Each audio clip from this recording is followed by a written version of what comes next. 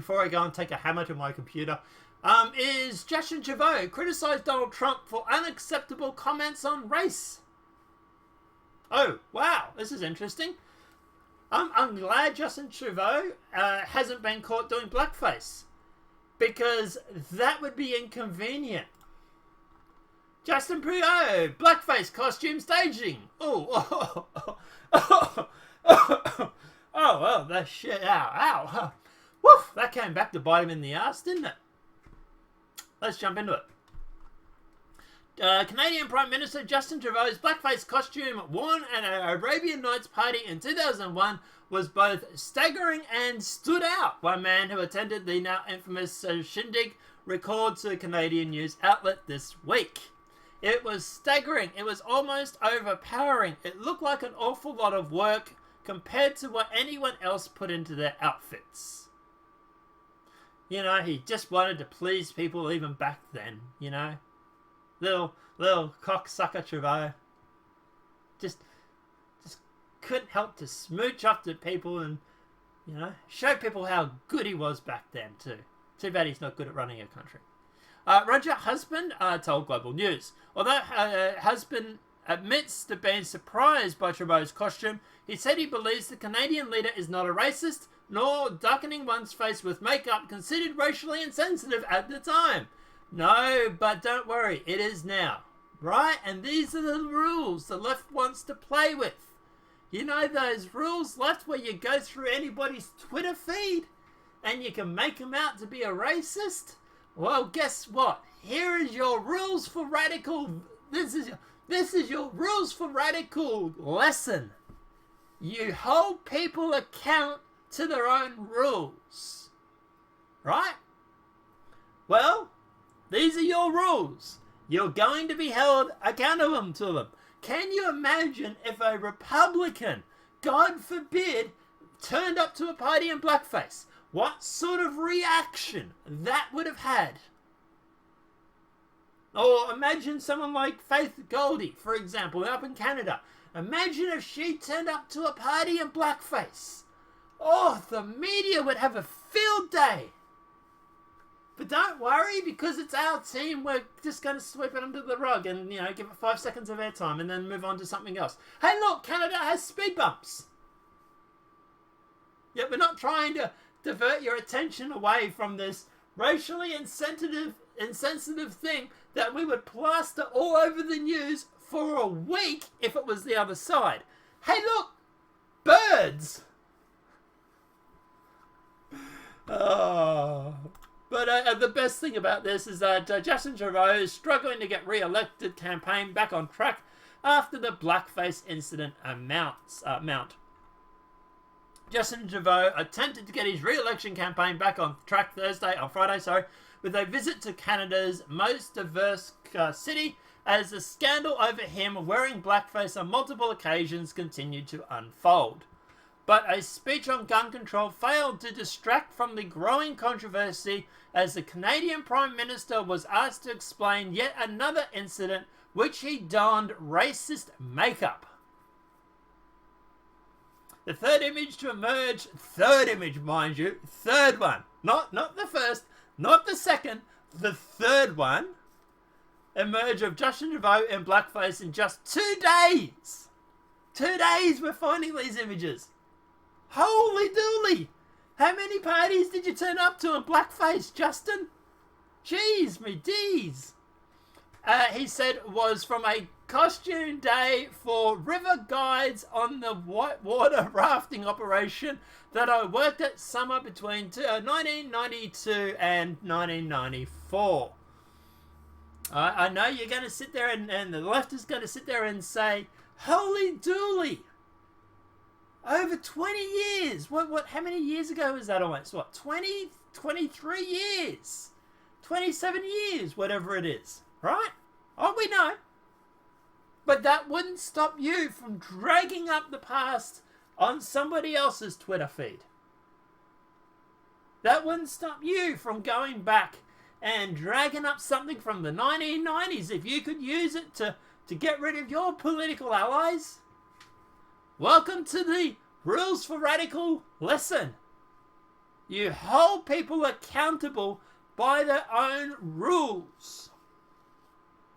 You want to go digging up people's past? Okie dokie, let's do it. Let's dig up people's pasts. Because I tell you what, when it comes to someone like me, for example, if you were to dig up everything that I've done in my past, no one would be surprised. No one would probably give too much of a shit. Because why? Because I wouldn't run on a policy of racism is bad. I wouldn't say racism is good, but I sure as shit wouldn't sit there and call all my opponents racists. Which is what you do. So therefore, when you get caught making racist statements or attending parties in blackface, it's a lot worse for you.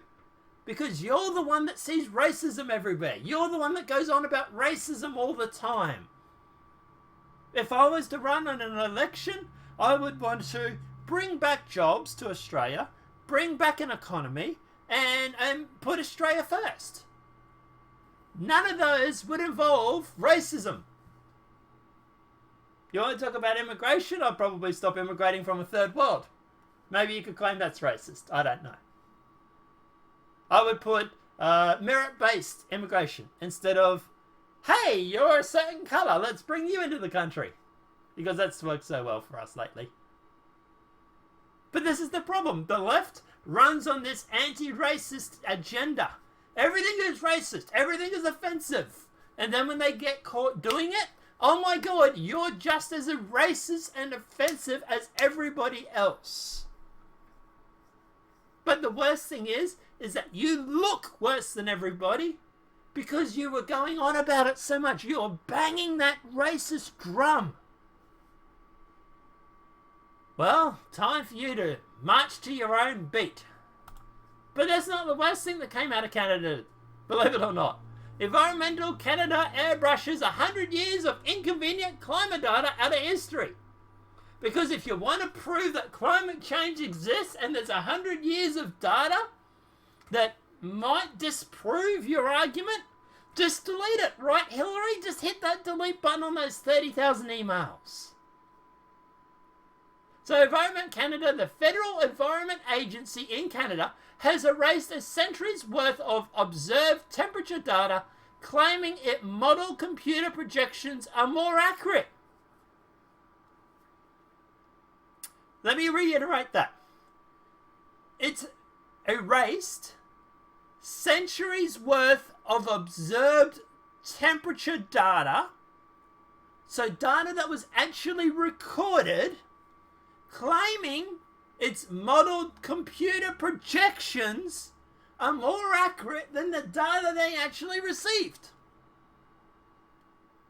Okay? Really?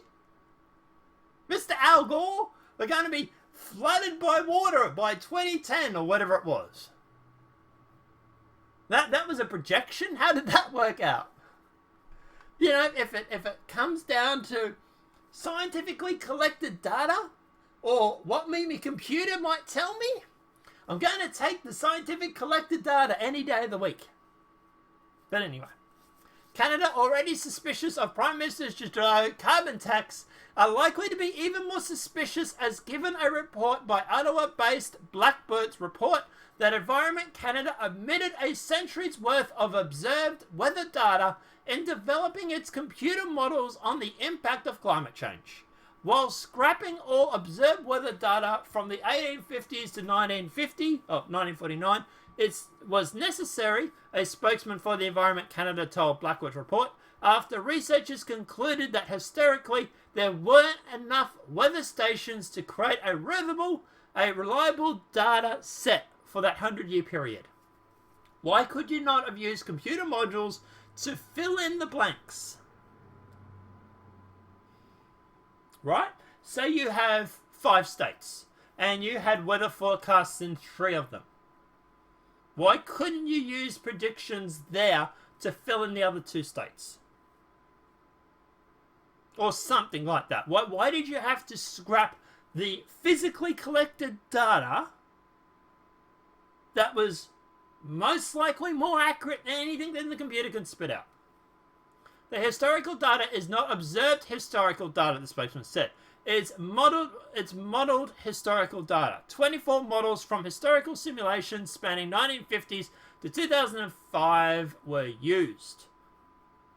Which is a little weird because up here they're claiming that it was observed data. So what was it? Observed or non-observed? Now, of course, this is their excuse for deleting it, so they could be full of shit. The exercise is unlikely displayed skeptics, observers of the climate change complex, which has constantly sought to play down, conceal, or even destroy temperature data which does not fit with the alarmist global warming narrative. As Block's report notes, in many of the cases, temperatures in the early 20th century were higher than they are today. This does not suit the narrative, constantly pushed by the green activists like Canada's notorious partisan Environment Minister, Catherine Climate Barbie McKinnon. The planet is warming at a dangerous rate due to man-made carbon emissions, is what she claims. For example, Vancouver had a higher record temperature in 1910, 30.6 degrees Celsius, than in 2017, which is at 29.5. Toronto had a warmer summer in 1852 than in 2017. And the temperature in Moronchen, I might be mispronouncing, in 2017 was 4 degrees cooler than in 1906. Brendan Mann had a 49 days where the average daily temperature was above 20 degrees Celsius in 1936 compared to only 16 in 2017. Seems like the globe is getting cooler, if you ask me. But anyway. McKinnon Environment Canada is merely following the bad examples set by other institutes, climate gatekeepers, including NASA, NOAA, and the Climate Research Institute, or Unit, CRU, at the University of East Anglia. To me, look, this seems very, very suspicious that they're deleting data. It really, really does. Now, if you want to claim this data is inaccurate, fine. But why did you have to delete it? Why couldn't you put a little asterisk, this data, and then insert a reason below it? To me, this is really, really weird. I don't know about you guys, but I find this very, very suspicious. I really do. Because let me know what your thoughts are in the comment section below regarding this. Yeah, I don't know. I really don't know about this. This sounds sus to me. But let me know what your thoughts are in that comment section below. Apart from that, guys, obviously, if there are any other comments regarding Justin Trudeau's blackface, him criticizing Trump, his election campaign, do you think he's going to win? Do you think he's going to get re-elected? Hope not. Let me know what your thoughts are in the comment section below. If this video has been helpful, please smack that like button. If you're new to the channel, welcome and subscribe. Apart from that, guys, we will see you in the next My Size video from YouTube. Have a great day and enjoy.